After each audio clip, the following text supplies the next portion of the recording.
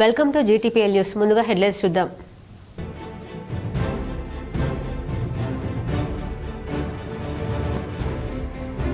రాహుల్ గాంధీ వ్యాఖ్యలపై బగ్గుమన్న బీజేపీ శ్రేణులు. ఉమ్మడి కరీంనగర్ జిల్లా వ్యాప్తంగా రాహుల్ గాంధీ దిష్టిబొమ్మలు దగ్ధం చేసిన కమలనాథులు.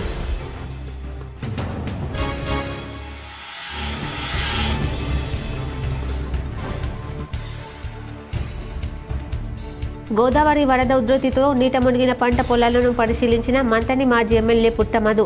పంట నష్టపోయిన రైతులకు ఎకరాన 25,000 ఇవ్వాలని డిమాండ్.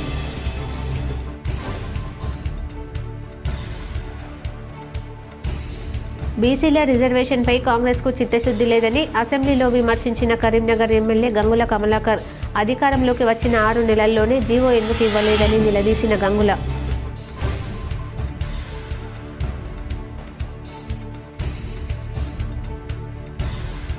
కోరుట్ల మెట్పల్లి ప్రభుత్వ హాస్పిటల్లో కనీస వసతులు లేవు. రాష్ట్ర అసెంబ్లీలో మాట్లాడిన కోరుట్ల ఎమ్మెల్యే డాక్టర్ కల్వకుంట్ల సంజయ్.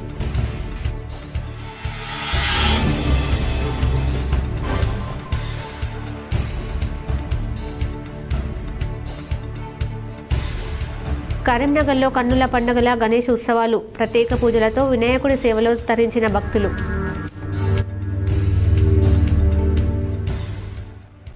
రాహుల్ గాంధీ వ్యాఖ్యలపై బీజేపీ శ్రేణులు బగ్గుమన్నాయి. ఉమ్మడి కరీంనగర్ జిల్లా వ్యాప్తంగా రాహుల్ గాంధీ దిష్టిబొమ్మను కమలనాథులు దానం చేశారు. కాంగ్రెస్కు వ్యతిరేకంగా నినాదాలు చేశారు. నిరసన ఆందోళనలో మాజీ మేయర్ సునీల్రావు, పలువురు మాజీ కార్పొరేటర్లు పాల్గొన్నారు. మోడీ తల్లిపై అనుచిత వ్యాఖ్యలు చేసిన రాహుల్ గాంధీ తక్షణమే క్షమాపణలు చెప్పాలని డిమాండ్ చేశారు. భారతదేశంలో తల్లిని గౌరవించే సంస్కృతి ఉందని, తల్లి ఎవరికైనా తల్లిలాగే చూస్తారని, అలాంటి తల్లిపై రాహుల్ గాంధీ వ్యాఖ్యలు చేయడం తీవ్రంగా ఖండిస్తున్నామని తెలిపారు. నిరసన అనగానే తెలంగాణ చౌక్లో రాహుల్ గాంధీ దిష్టిబొమ్మ దగ్ధం చేసి నిరసన తెలిపామన్నారు. మోడీ గుజరాత్కు ముఖ్యమంత్రిగా ఉండి దేశ ప్రధానిగా అయ్యాడు అంటే ఆయన విలువలు ఎలాంటివో, ఆయన పనితనం ఎలాంటిదో తెలుసుకోవాలని సూచించారు. దేశం కోసం, ధర్మం కోసం పోరాటం చేస్తున్న మహాయోధుడు మోడీ అని, అలాంటి నాయకుడి తల్లిపై వ్యాఖ్యలు చేస్తే చూస్తూ ఊరుకోమని హెచ్చరించారు. నాయకత్వంలో ఈరోజు భారతదేశం ప్రపంచ దేశాల్లోనే ఒక గొప్ప దేశంగా మరి ముందుకు పోతా ఉంది. అటువంటి నరేంద్ర మోడీ గారి యొక్క మాతృమూర్తికి భారతదేశ యావత్తు కూడా అందరూ రుణపడుతుంది. ఇంత గొప్ప నాయకుడిని, ఇంత గొప్ప దేశభక్తుడిని, దేశం కోసం మరి అన్ని రకాలుగా శ్రమిస్తున్నటువంటి నరేంద్ర మోడీ గారికి జన్మనిచ్చినటువంటి ఆ మాతృమూర్తికి యావత్ దేశ ప్రజలందరూ కూడా మరి ఎంత వందనాలు తెలుపుకున్నా కూడా, ఎంత అభినందనలు తెలుపుకున్నా కూడా తీరినటువంటిది. అటువంటిది రాహుల్ గాంధీ గారు ఏదైతే పార్లమెంట్లో అపోజిషన్ లీడర్ స్థానంలో ఉన్నటువంటి వ్యక్తి ఒక బాధ్యత లేకుండా, మరి ఏమాత్రం రెస్పాన్సిబిలిటీ ఫీల్ కాకుండా మరి నరేంద్ర మోడీ గారి మాతృమూర్తి పైన చేసినటువంటి వ్యాఖ్యలను తీవ్రంగా ఖండిస్తూ ఉన్నాం.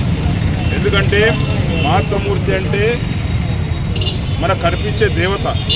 అటువంటి దేవుడు ఎవరి మాతృమూర్తి అయినా కూడా మనం దేవతలాగానే చూసుకోవాల్సిన పరిస్థితి. అటువంటిది ఈరోజు నరేంద్ర మోడీ గారి మాతృమూర్తి పైన చేసిన వ్యాఖ్యలను వారు వెంటనే బేషరతుగా క్షమాపణ చెప్పి విత్డ్రా చేసుకోవాల్సిన అవసరం ఉంది, డిమాండ్ చేస్తూ ఉన్నాం. ఎందుకంటే ఈరోజు రాహుల్ గాంధీ గారికి తెలియకపోవచ్చు తల్లిల విలువ. రాహుల్ గాంధీ గారికి మరి వారికి తల్లుల పట్ల ఏమాత్రం వారికి మర్యాద ఉందో, తల్లుల పట్ల ఏమాత్రం గౌరవం ఉందో వారు చేసినటువంటి. గోదావరి వరద ఉధృతితో నీట మునిగిన పంట పొలాలను మంతని మాజీ ఎమ్మెల్యే పుట్టమధు పరిశీలించారు. గోదావరి వరద ప్రవాహం కొనసాగుతుంది. 2 రోజుల్లో రికార్డ్ స్థాయిలో వరద ఉధృతితో కోరుట్ల మంతని నియోజకవర్గంలో వందలాది ఎకరాల పంట పొలాలు నీట మునిగాయి. పెద్దపల్లి జిల్లా మంతని నియోజకవర్గంలోని పోతారం, విలోచవరంలో వరద ఉధృతికి నీట మునిగిన పంట పొలాలను మాజీ ఎమ్మెల్యే పుట్టమధు పరిశీలించారు. పంట నష్టపోయిన రైతులకు వెంటనే ప్రభుత్వం ఎకరాన 25,000 చొప్పున నష్టపరిహారం అందించాలని డిమాండ్ చేశారు. పంటకు పెట్టుబడితో పాటు ఇన్సూరెన్స్ ఇప్పిస్తానని చెప్పి కనీసం నష్టపరిహారం కూడా అందించలేదని, దుస్థితిలో కాంగ్రెస్ ప్రభుత్వం ఉందని విమర్శించారు. సుందిళ్ల బ్యారేజ్ గేట్లు ఎత్తడంతో 500కు పైగా ఎకరాల్లో పత్తి, వరి పంట పొలాలు నీట మునిగాయని తెలిపారు. 5 రోజులుగా పంట పొలాలలో నీరు ఉండడంతో రైతులకు తీవ్ర నష్టం వాటిల్లిందని తెలిపారు. నీళ్లు నిలబడి ఉండడం వలన పత్తి, వరి 3-4 రోజులు నీళ్లు నిల్వ ఉంటే ఏం కాదు కదా అని నేను రైతులను అడిగితే వాళ్ళు సైంటిస్టుల కన్నా గొప్పగా ఏం చెప్పారంటే, ఈ గోదావరి వేడి నీళ్ళు వస్తాయి, ఆ వేడి నీళ్ళు 4-5 రోజులు నిలువ ఉండడం వలన అసలు పొలంలో కూడా వాసన స్మెల్ వస్తూ ఉన్నది, మురుగు వాసన వస్తూ ఉన్నదని రైతులు చెప్తారు. అంటే వరి పొలం కూడా పోయింది. అధికారంలోకి రాకముందు పంటకి ఇన్సూరెన్స్ చేస్తా అన్నారు, పంటలకు మంచి గిట్టుబాటు ధర ఇస్తా అన్నారు కాంగ్రెస్ పార్టీ వాళ్ళు. ఇప్పటి వరకు పోయిన సంవత్సరం మునిగిపోయినటువంటి పంటలకు కూడా నష్టపరిహారం ఇవ్వలేదు. ఈసారన్నా ఖచ్చితంగా నష్టపరిహారం ఇవ్వాలి. పోతారం గ్రామంలో చూస్తేనే దాదాపు 250 ఎకరాలు పైచిలుకు పత్తి వరి కలిపిపోయినట్టుగా మేము అంచనా వేస్తూ ఉన్నాం. విలోచౌరం గ్రామంలో కూడా దాదాపు 200 పైచిలుకు ఎకరాలలో పంట నష్టం జరిగి ఉంటుంది. వెంటనే మేనిఫెస్టో కమిటీ చైర్మన్ మంత్రిని ఎమ్మెల్యేనే ఉన్నాడు కనుక మంత్రిని ఎమ్మెల్యేనే ముఖ్యమంత్రి గారికి అతి సన్నిహితంగా ప్రతిరోజు ఆయనతోటి కలిసి ఉంటా ఉన్నాడు కనుక ఆయన కోటేసినటువంటి రైతులను ఆదుకోవాలని డిమాండ్ చేస్తూ ఉన్నాను. ఇప్పటికైనా కాంగ్రెస్ పార్టీ కళ్ళు తెరిచి మా తిరుపతి అన్న అంటా ఉన్నాడు, ఈ ఎస్ఆర్ఎస్పీని కూలగొడితే అయిపోతుంది కదా, ఏ బాధ ఉండదు కదా అని అంటా ఉన్నాడు. అంటే నవ్వుకుంటా ఉన్నారు. ఇవాళ ఇప్పటికైనా ఈ పంట పొలాలను ఇమ్మీడియట్లీ సర్వే చేయించి వాళ్లకు ఖచ్చితంగా ఎకరానికి బీసీ రిజర్వేషన్లపై కాంగ్రెస్కు చిత్తశుద్ధి లేదని కరీంనగర్ ఎమ్మెల్యే గంగుల కమలాకర్ పేర్కొన్నారు. బీసీల రిజర్వేషన్పై కాంగ్రెస్కు చిత్తశుద్ధి లేదని కరీంనగర్ ఎమ్మెల్యే గంగుల కమలాకర్ అసెంబ్లీలో విమర్శించారు. బీసీ రిజర్వేషన్పై అసెంబ్లీలో హాట్ చర్చ జరిగింది. చర్చలో పాల్గొన్న కరీంనగర్ ఎమ్మెల్యే మాజీ మంత్రి గంగుల కమలాకర్ ప్రభుత్వాన్ని నిలదీశారు. కామారెడ్డి డిక్లరేషన్ ప్రకారం అధికారంలోకి వచ్చిన 6 నెలలలోపే జీవో ఇచ్చి ఎందుకు బిల్లు పెట్టలేదని గంగుల కమలాకర్ ప్రశ్నించారు.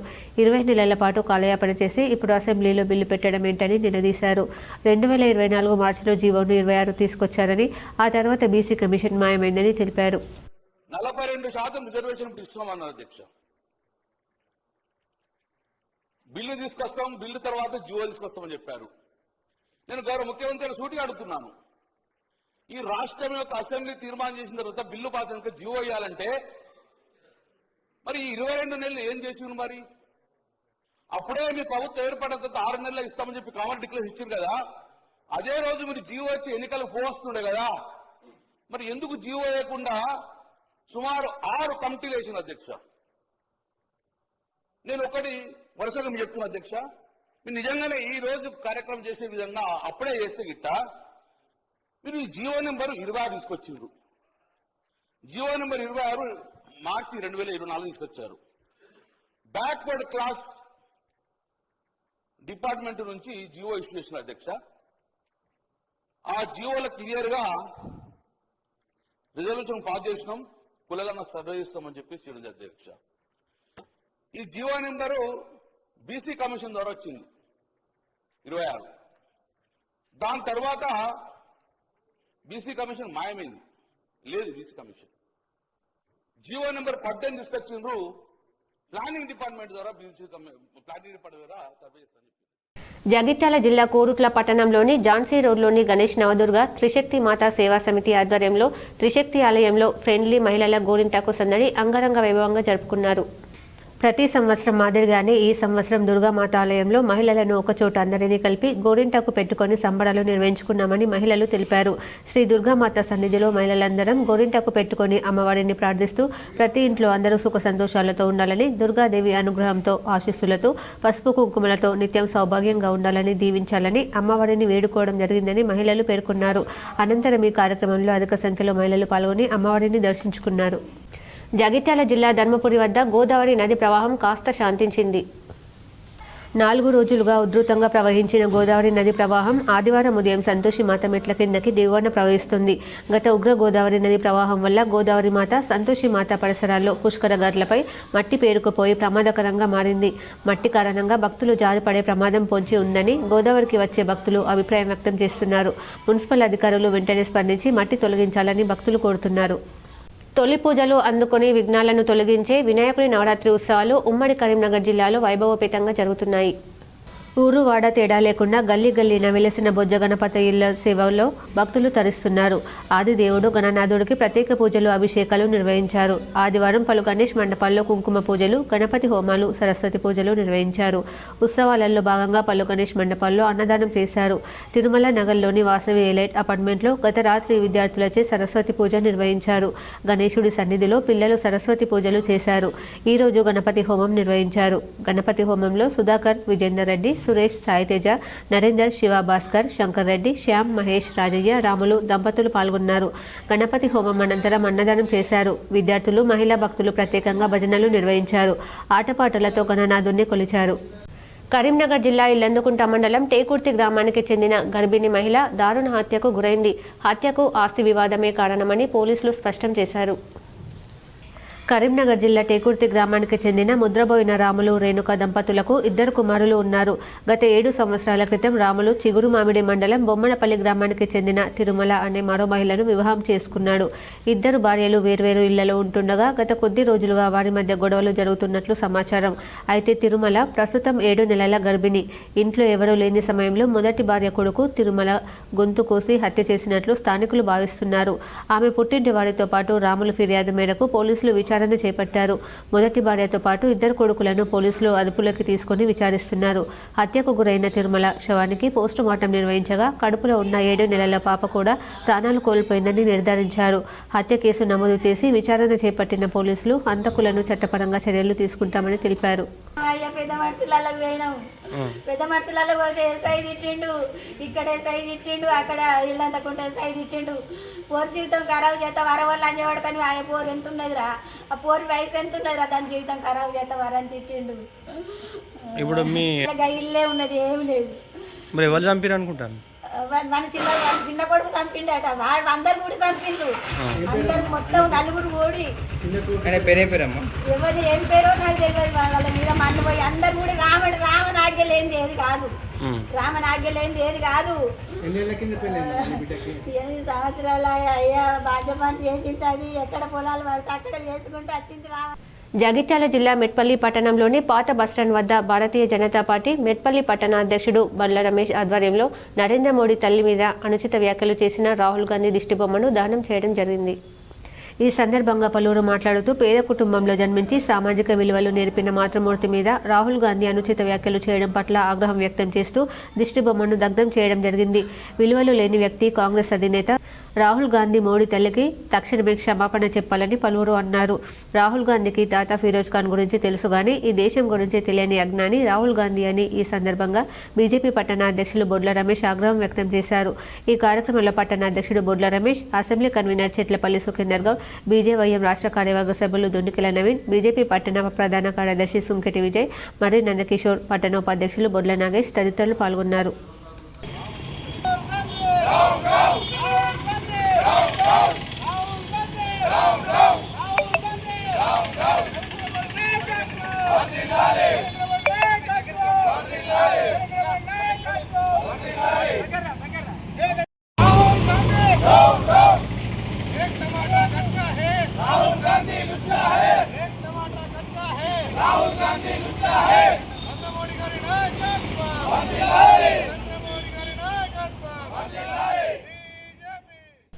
ఎన్నికలప్పుడు ఆరోగ్యశ్రీని 5 లక్షల నుండి 10 లక్షలు చేస్తామని గొప్పలు చెప్పారని, కనీసం ఇప్పుడు బిల్లులు కూడా ఇవ్వట్లేదని ఆయన అన్నారు. ఆరోగ్య శాఖ మంత్రి నాకు పూర్తి మద్దతిస్తున్నారని, మరి ఎందుకు పనులు జరగట్లేదో అర్థం అవ్వట్లేదని కోరుట్ల ఎమ్మెల్యే డాక్టర్ కల్వకుంట్ల సంజయ్ తెలిపారు. అసెంబ్లీ సమావేశంలో మెట్పల్లి కోరుట్ల ప్రభుత్వ హాస్పిటల్లో కనీస వసతులు లేవని ఆవేదనతో 0 అవర్స్లో అసెంబ్లీలో కోరుట్ల ఎమ్మెల్యే డాక్టర్ కల్వకుంట్ల సంజయ్ మాట్లాడారు. ఈ రోజు పొద్దున ఆరోగ్యశ్రీ సేవలు ఆగిపోయాయని, అది చాలా బాధాకరమని తెలిపారు. ప్రైవేట్ మెడికల్ కేర్ ఎస్టాబ్లిషన్ యాక్ట్ గురించి మాట్లాడుతున్నామని, ప్రైవేట్ మెడికల్ ట్రీట్మెంట్ ఇవ్వడం మానేసిన తర్వాత దాని గురించి ఏం మాట్లాడాలని, కనీసం వాళ్ళ బిల్లులు ఇవ్వట్లేదని, హాస్పిటల్లో ట్రీట్మెంట్ చేయనప్పుడు ఇవెందుకు మాట్లాడమని ఆయన అన్నారు. మా కోరుట్ల నియోజకవర్గంలో మెట్పల్లి, కోరుట్ల హాస్పిటల్స్ గురించి ఎన్నిసార్లు మాట్లాడినా ఒక్కటి కూడా నెరవేరలేదని, ఇదే సమస్య నేను మొదటిసారి అసెంబ్లీలో అడుగుపెట్టినప్పటి నుండి చెప్పినా 22 నెలలు గడుస్తున్నా కనీసం పట్టించుకోవట్లేదని ఆయన ఆవేదన వ్యక్తం చేశారు. మెట్పల్లి హాస్పిటల్ గురించి ఆరోగ్య శాఖ మంత్రికి తెలుపగా వారు వెంటనే స్పందించి సంబంధిత అధికారులకు తెలియజేసి యాక్షన్ తీసుకోమని, 75% పూర్తయిందని, వెంటనే బిల్లులు అందించి మిగతా పనులు పూర్తి చేయాలని చూడాలని నా ముందే ఫోన్ చేశారని ఆయన తెలిపారు. 3-4 సార్లు ఆరోగ్య శాఖ మంత్రిని కలిసి ఇదే విషయం వివరించగా 3-4 సార్లు మంత్రి రెస్పాన్స్ అయి సంబంధిత అధికారులకు తెలిపారని, కనీసం ఇప్పటికీ ఒక ఇటుక పిల్ల కూడా పేర్చలేదని, ఏం జరుగుతుందో తెలుసుకోవాలని ఆయన తెలిపారు. స్పీకర్ కూడా ఈ విషయం గురించి ఆలోచించి సంబంధిత అధికారులకు ఫైనాన్స్ మినిస్టర్కి తెలియజేయాలన్నారు. ఆశా వర్కర్ల జీతం గురించి మేము గవర్నమెంట్లో ఉన్నప్పుడు 2,500 ఉన్న జీతాన్ని 10,000 రూపాయలు చేశామని, వీరు 18,000 చేస్తామని చెప్పి చేయట్లేదని, గ్రౌండ్లో ఏ వర్క్ అయినా ఆశా వర్కర్ల మీద ఆధారపడి ఉంటుందని, ఫీవర్ ఫీల్డ్ విజిట్స్ అన్ని వాళ్ళు చేస్తున్నారని, దయచేసి వెంటనే వారికి జీతాలు పెంచాలని ఆయన తెలిపారు. ఆరోగ్యశ్రీ పథకాన్ని కంటిన్యూ చేయాలని, ఆశా వర్కర్లకు జీతాలు వెంటనే పెంచాలని ఆయన కోరారు. ప్రభుత్వ ఆసుపత్రిలో కనీసం మందులు కూడా లేవని, మారుతున్న వాతావరణ పరిస్థితులను బట్టి వైరల్ ఫీవర్ వచ్చే అవకాశం ఉందని, దానికి కనీసం సరిపడా మందులు హాస్పిటల్లో ఉంచాలని ఆయన తెలిపారు. కోరుట్ల హాస్పిటల్ ప్రారంభించి 2 సంవత్సరాలు గడుస్తున్నా హాస్పిటల్లో కనీస వసతులు లేవని, అన్ని ఖాళీగా ఉన్నాయని, కనీసం ఒక్క స్టాఫ్ కూడా నియమించలేరని ఆయన పేర్కొన్నారు. దాని గురించి చాలాసార్లు చెప్పినా ఈ విషయాన్ని పట్టించుకోవట్లేదని, మళ్ళీ ఒకసారి చెబుతున్నానని, హాస్పిటల్లో స్టాఫ్ను వెంటనే రిక్రూట్ చేయాలని ఆయన తెలిపారు. ప్రజలు ప్రైవేట్ ఆసుపత్రులకు వెళ్తున్నారని, ఆసుపత్రులను కాపాడుకోవాలని ఆయన తెలిపారు. మనం ఏం మాడుతున్నాం ఇంకా ఇప్పుడు మనం ఇక్కడ కూర్చొని? కనీసం వాళ్ళ బిల్లులు ఇవ్వలేదు, హాస్పిటల్స్ ఎట్లాగూ సర్వ్ చేయట్లేదు. మనకు హాస్పిటల్ సర్వ్ చేయనప్పుడు what are we talking about? అధ్యక్ష మళ్ళీ ఇంతకుముందు కూడా చాలాసార్లు చెప్పినాను, చిన్న చిన్న సమస్యలు కూడా మా హాస్పిటల్స్ కానీ, నా కొరుట్ల కాన్స్టిట్యున్సీలో మెట్పల్లి హాస్పిటల్ గురించి కానీ, దేని గురించి మాట్లాడినా కూడా అధ్యక్ష ఒక్కటి కూడా నెరవేరలేదు అధ్యక్ష. ఇదే సమస్య నేను డే 1 ఈ అసెంబ్లీలో ఆ కాలు పెట్టినప్పుడు చెప్పిన సమస్యలు ఇవాళ 22 నెలల తర్వాత కూడా సిమిలర్ సమస్యలు ఉన్నాయి అధ్యక్ష. ఇవాళ ఎంత బాధాకరం అంటే అధ్యక్ష, మళ్ళీ ఈ మధ్యనే నేను చాలా ఏళ్ల తర్వాత అధ్యక్ష మంచం పట్టిన మాన్యం అని న్యూస్ చూసి చదివాను అధ్యక్ష. మళ్ళీ మాకు చిన్న ఉన్నప్పుడు చెప్పారు అధ్యక్ష ఆ న్యూస్ గురించి. ఇన్ని సంవత్సరాలు పోయింది అధ్యక్ష, ఎక్కడ ఈ ప్రాబ్లం వస్తా ఉంది అధ్యక్ష? ఎందుకంటే నాకు తెలుసు ఆరోగ్య శాఖ మంత్రి గారు అన్ని విషయాల్లో తన పాపం ముందుకు పరిగెడతా ఉంటారు. మరి తననెవరు ఆపుతున్నారా? తనకు సంబంధించిన బిల్లులు ఎవరైనా ఇవ్వట్లేదా? తనకు సంబంధించిన ఫైనాన్షియల్ బిల్స్ ఆపేస్తా ఉన్నారా? ఆరోగ్య శాఖ మంత్రి గారిని ముందరికి వెళ్ళనీయకుండా చేస్తా ఉన్నారా అని నాకు డౌట్ వస్తుంది అధ్యక్ష. ఎందుకు అధ్యక్ష అంటే నేను అధ్యక్ష నా సొంత కాన్స్టిట్యున్సీ గురించి అధ్యక్ష, స్టాఫ్ గురించి కానీ అధ్యక్ష, మా మెట్పల్లి హాస్పిటల్ కూలిపోయే పరిస్థితిలో ఉందంటే పాపం ఆరోగ్య శాఖ మంత్రి గారు వెంటనే రెస్పాండ్ అయ్యి వాళ్ళ సంబంధిత అధికారులందరికీ కూడా ఇమ్మీడియట్ గా యాక్షన్ తీసుకోండి, అక్కడ కొత్త హాస్పిటల్ 75% అయిపోయింది, దానికి వెంటనే బిల్లులు తీసి ఆ హాస్పిటల్ కంప్లీట్ చేయండి అని చెప్పి ఆయన నా ముందరే ఫోన్ చేశారు అధ్యక్ష. అందరికి కూడా ఒకసారి కాదు 3-4 సార్లు ఫోన్ చేశారు అధ్యక్ష. మరి అయినా కూడా ఒక్క ఇటుక పిల్ల పేర్చలేదంటే ఏం జరుగుతా ఉందో మీరు దయచేసి మీరు ఒకసారి స్పీకర్ గారు మీరు కూడా ఒకసారి దీనిలో జోక్యం చేసుకోవాలని చెప్పి, మీరు పెద్దల అధ్యక్ష, మీరు ఏది చూసినా మానవీయ కోణంతో చూస్తారన్న విషయం నాకు బాగా తెలుసు స్పీకర్ గారి గురించి. మీరు కూడా ఒకసారి ఈ విషయంలో మీరు కూడా ఇన్వాల్వ్మెంట్ తీసుకొని సంబంధిత ఆరోగ్య శాఖ మంత్రి గారిని, అదేవిధంగా వేములవాడ ప్రభుత్వ ఆసుపత్రిలో మరో 4 మోకాలు మార్పిడి ఆపరేషన్లు జరిగాయి. ఆదివారం రోజున వేములవాడ ప్రభుత్వ ప్రాంతీయ వైద్యశాలలో 4 మోకాలు మార్పిడి ఆపరేషన్లు విజయంగా పూర్తి చేశారు. ఇప్పటి వరకు 48 మోకాలు మార్పిడి ఆపరేషన్లు జరిగాయి. వేములవాడ ప్రాంత ప్రజలే కాకుండా ఇతర ప్రాంతాల నుంచి కూడా ఈ ఆపరేషన్ల కోసం వేములవాడకు వస్తున్నారు. ఇంకా దాదాపు 100 మంది దాకా ఆపరేషన్ల కోసం ఎదురు చూస్తున్నారని, ఇక నుండి క్రమం తప్పకుండా ప్రతి వారం మోకాలు మార్పిడి ఆపరేషన్లు చేయడం జరుగుతుందని జిల్లా వైద్య ఆరోగ్య శాఖ అధికారులు తెలిపారు. బీసీ బిల్లుపై ఎంతో చిత్తశుద్ధితో ఉన్నామని సీఎం రేవంత్ రెడ్డి చెబుతున్నారు కదా, దమ్ముంటే బీసీ బిల్లు సాధించే వరకు ఢిల్లీలోని జంతర్ మంతర్ వద్ద ఆమరణ దీక్ష చేయాలని BRS working president KTR demand చేశారు. బీసీ బిల్లు సాధించేదాకా అక్కడ కూర్చోవాలని అన్నారు. అంత కమిట్మెంట్, నిబద్ధత ప్రభుత్వానికి, కాంగ్రెస్ పార్టీకి ఉండాలని సూచించారు. ఆదివారం గ్రామీణ స్థానిక సంస్థల ఎన్నికల్లో బీసీలకు 42% రిజర్వేషన్లు కల్పించే పంచాయతీరాజ్ సవరణ బిల్లును అసెంబ్లీలో మంత్రి సీతక్క ప్రవేశపెట్టారు. ఈ బిల్లుపై చర్చ సందర్భంగా కేటీఆర్ ఈ కామెంట్స్ చేశారు. ముందుగా బిల్లుకు మద్దతు తెలిపారు. అనంతరం మాట్లాడుతూ బిల్లుకు సంబంధించి ఢిల్లీలో ప్రధానమంత్రి దగ్గర అఖిల పక్షానికి సమయం తీసుకోవాలని, తాము కూడా వచ్చి బలంగా మద్దతు ఇస్తామని స్పష్టం చేశారు. గతంలో కేసీఆర్ ఢిల్లీకి వెళ్తూ తెలంగాణ సాదుకుని వస్తా అని చెప్పి పోయారని అన్నారు. అపాయింట్మెంట్లు అడిగితే ఢిల్లీలో చెప్పులు ఎత్తుకొని పోతారని రేవంత్ అంటున్నారని, ఇలా మాట్లాడిన తర్వాత అపాయింట్మెంట్లు ఎందుకు ఇస్తారని ప్రశ్నించారు. ఇప్పటికైనా ముఖ్యమంత్రి బుద్ధి, మాట, తీరు మార్చుకోవాలని సూచించారు. బీసీల రిజర్వేషన్లు తెలంగాణలో ఆమోదం పొందకముందే తెలంగాణ ప్రజల సొమ్ముతో బీహార్లో ముఖ్యమంత్రి తన ఫోటోలతో పత్రికా ప్రకటనలు ఇచ్చుకుంటున్నారని ఆరోపించారు. దేశంలో మొట్టమొదటిసారిగా బీసీలకు ఓబీసీ వెల్ఫేర్ శాఖ పెట్టాలని డిమాండ్ చేసిన నాయకుడు కేసీఆర్ అని తెలిపారు. జనగణనతో పాటు కులగణన కోసం డిమాండ్ చేసినట్లు తెలిపారు. శాసనసభలో ఎన్ని రాజకీయ విమర్శలు చేసినా ఈ బిల్లు మన పరిధిలో లేదన్నారు. 42% రిజర్వేషన్ల విషయంలో కాంగ్రెస్ పార్టీ ఇరుక్కుపోయిందని, అందుకే తమ పరిధిలో లేని అంశంపై చట్టం తీసుకువచ్చి బీసీలను మోసం చేసే ప్రయత్నం చేస్తున్నారని ఆరోపించారు. ఎంతమంది ఉంటే అంత ప్రాతినిధ్యం ఉండాలని రాహుల్ గాంధీ చెబుతున్నారని, మరి ఎందుకు 42% రిజర్వేషన్ అంశాన్ని ఆయన పార్లమెంట్లో మాట్లాడడం లేదని ప్రశ్నించారు. మార్చిలో బిల్లు పాస్ చేసిన దానికి దీనికి తేడా ఏమిటో చెప్పాలని డిమాండ్ చేశారు. అప్పుడు చేయని రాష్ట్రపతి, గవర్నర్ ఇప్పుడు సంతకాలు ఎలా చేస్తారని నిలదీశారు. ప్రభుత్వాలు చేసిన చట్టాలు లొసుగులు లేకుండా చేసుకుంటే మంచిదని సూచించారు. కేవలం బీసీ డిక్లరేషన్లు ఇచ్చి వదిలేస్తే సరిపోదు, డెడికేషన్ ఉండాలన్నారు. అలాగే పంచాయతీరాజ్, మున్సిపల్ చట్టంపై కాంగ్రెస్ పార్టీ చేస్తున్న దుష్ప్రచారంలో ఏమాత్రం నిజం లేదని, అందులో సీలింగ్ అనే అంశం లేదని చెప్పారు. వాళ్ళు నేను 2-3 ప్రశ్నలు ప్రభుత్వాన్ని అడుగుతా ఉన్నాను. మొన్న నేను బీహార్లో కొన్ని పత్రికల్లో ప్రకటన చూసినాను. తెలంగాణలో బీసీ రిజర్వేషన్ అమలైపోయినాయని చెప్పి బీహార్లో ప్రకటన ఇచ్చారు. ఇదెక్కడ చూద్దాం అధ్యక్ష? అసలు ఇక్కడ రిజర్వేషన్ల గురించి ఇక్కడ చర్చ జరుగుతుంది. బీహార్లోనేమో ఎన్నికల ప్రకటనలు ముఖ్యమంత్రి గారు అట్లాగే డిప్యూటీ సీఎం గారు ఫోటో పెట్టి బీహార్లో మరి ఇక్కడి డబ్బంతా తెలంగాణ ప్రజల డబ్బు తీసుకుపోయి బీహార్లో పెడితే ఏమొస్తుందో మాకైతే తెలియదు అధ్యక్ష. మరి తీసుకుపోయి ప్రకటనలు అక్కడ ఇస్తా ఉన్నారు. మరి ఇక్కడ రిజర్వేషన్లు పాసే కాలేదు, పాస్ అయిపోయినట్టుగా మరి అక్కడ చెప్తా ఉంటే మాకు ఆశ్చర్యంగా ఉంది అధ్యక్ష.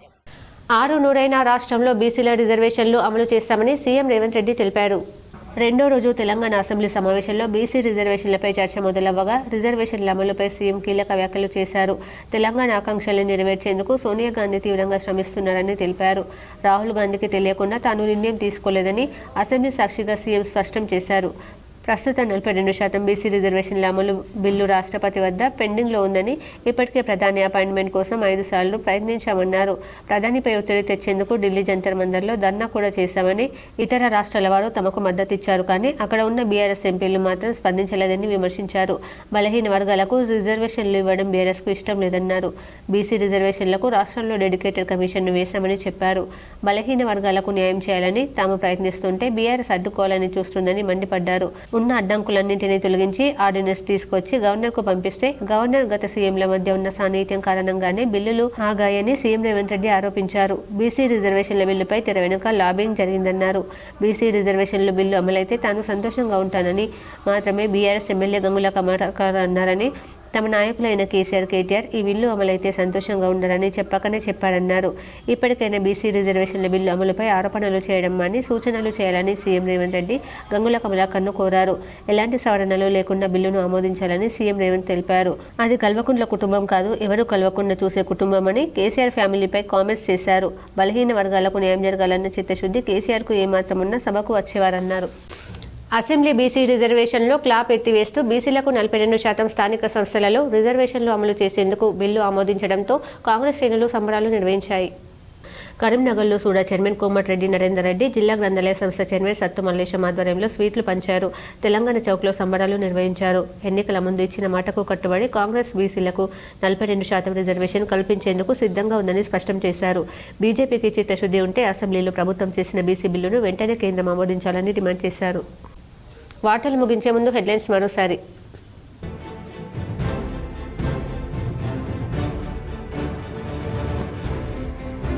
రాహుల్ గాంధీ వ్యాఖ్యలపై బగ్గుమన్న బీజేపీ శ్రేణులు. ఉమ్మడి కరీంనగర్ జిల్లా వ్యాప్తంగా రాహుల్ గాంధీ దిష్టిబొమ్మలు దగ్ధం చేసిన కమలనాథులు.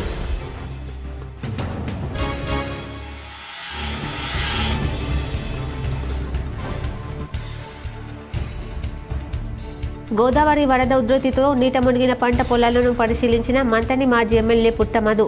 పంట నష్టపోయిన రైతులకు ఎకరాన 25,000 ఇవ్వాలని డిమాండ్.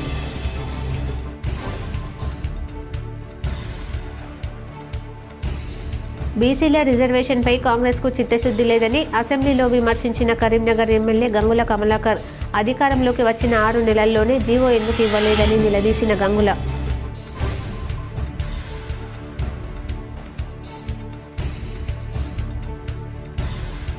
కోరుట్ల మెట్పల్లి ప్రభుత్వ హాస్పిటల్లో కనీస వసతులు లేవు. రాష్ట్ర అసెంబ్లీలో మాట్లాడిన కోరుట్ల ఎమ్మెల్యే డాక్టర్ కల్వకుంట్ల సంజయ్.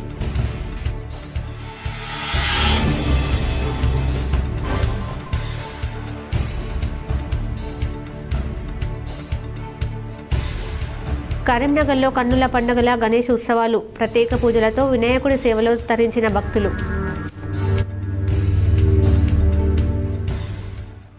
ఈ వార్తలు ఇంతటితో సమాప్తం. తిరిగి ప్రసారమయ్యే వార్తల్లో మళ్ళీ కలుద్దాం. అంతవరకు చూస్తూనే ఉండండి మీ జీటీపీఎల్ న్యూస్.